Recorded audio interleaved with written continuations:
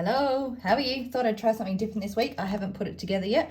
Our book is Noisy Farm, so I think this is week 15. So it's about all the different farm animals. It is lift the flap as well. And we're listening for different noises in this one. So we can hear the mooing. Oh, sorry, what was in there? The bunnies. We can hear the mooing, and the oinking, and the clucking, and the barring. And what were they doing? Yep, they were the quacking. And then the pup was sleeping in the end. So we have our different farm animals here. The first set of activities, we can use them as sequencing as well, is matching up the picture to the names, and then the noises that each of the animals make, and then the different foods that they eat as well. Now, there are the pig is an omnivore, as are chickens. We'll go through that in a sec. Then we've got, I hadn't thought to do this before. We've done scavenger hunts before where you go around your neighbourhood or your house and cross off what you find. These are different ones that you can hear. And then I left a row for you.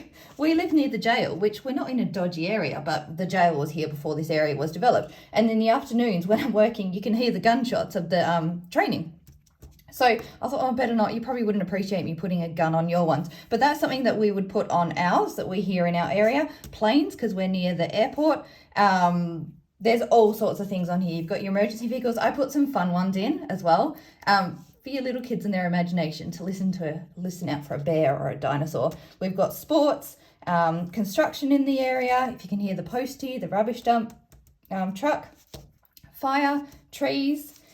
All sorts of things, yeah? Washing, cleaning, kitchen stuff, running water, animals, ice, which you definitely wouldn't get this side of Australia, but you may on your side or your country that you're in. So I thought that was a good activity. I like that one. So this is to take either around the house or around the yard, or neighbourhood or on a trip to a farm or wherever you're going, yes? This could be used in a number of different ways. So you go and cross them off and write in new ones that you hear. Now we've got where do they live, so we can put our different animals onto the page. I will show you that one soon. And then we've got cut and paste activities. I haven't thought to do this before, so I'll put it all together in fast forward soon, but I thought I'd run through them first. So cutting, we've got those fine motor skills. That looks like the front and the back there. Oh no, that's not right, is it? There we go. So you've got the fine motor skills of actually cutting it out. You've got bilateral coordination because both hands are working in the center of the body to complete a task. You've got resilience and problem solving that you always get with puzzles, because it's trial and error as far as fitting the pieces. You notice when I did that quickly, I did the two ends first. So I noticed there was nothing more to the tractor this side or this side. That in itself is a skill. My girl really struggled with that. I hadn't planned on saying this. Is it proprioception? No, it's understanding her place within the world. So the actual borders of her body.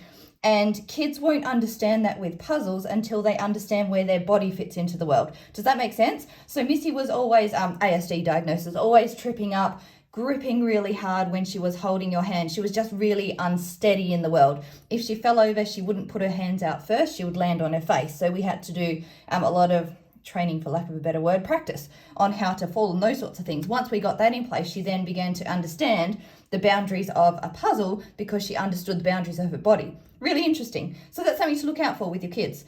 If you find that they've got no idea where the outsides of a puzzle are, maybe worth speaking to an OT.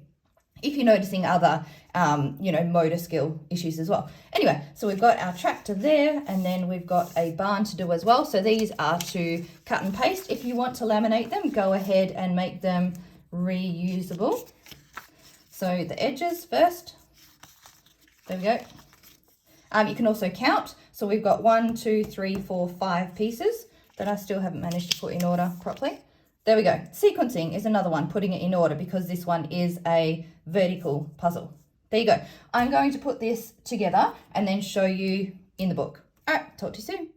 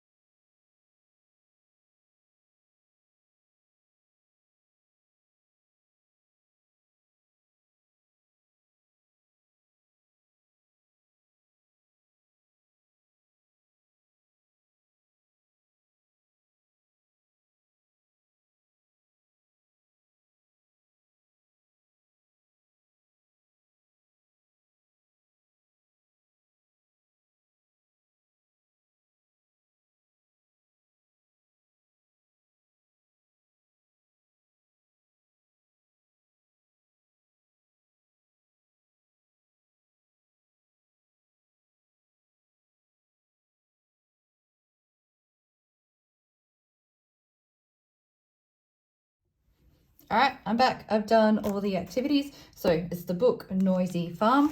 The Where Do You Live? You may have noticed that they don't all fit on well. Then the point isn't to have it, Velcroed on there, that they all have to fit. Use it as a discussion point, yeah? And read through the book as well. See where the different animals were hiding or sleeping or with their families. So we had the sheep, and I'm pretty sure, where's my cow? The cows were in the meadows. You can put them in the barn as well if you want to. Not that we do that here in Australia, which a few people have pointed out on my other farm pack. Use that as well as a talking point between different countries and climates. The tractor, you can match it up there or not put it on at all. The rooster was at the top of the barn doing his little cock-a-doodle-oo.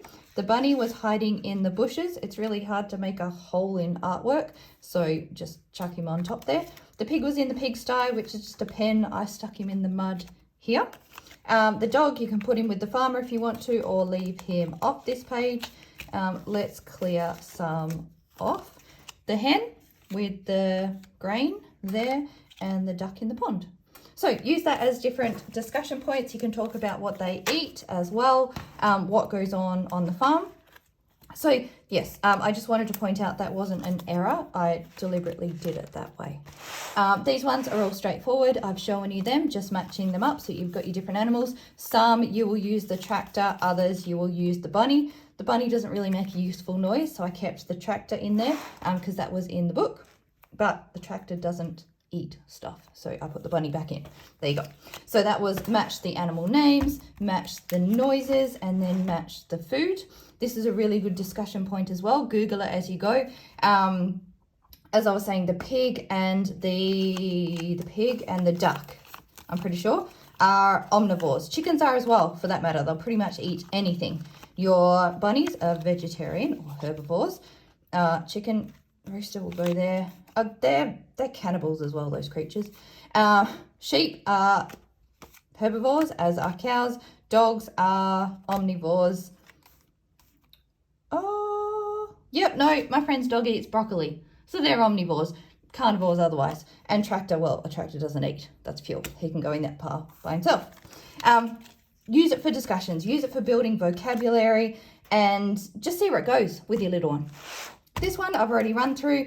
I wrote on here with my pen onto the paper instead of on the plastic. If I did it on the plastic, so put it in a display folder, like one of these doozies. These, and in a clipboard, I could take it out, write on it, and then it'll wipe clean, ready to use next time.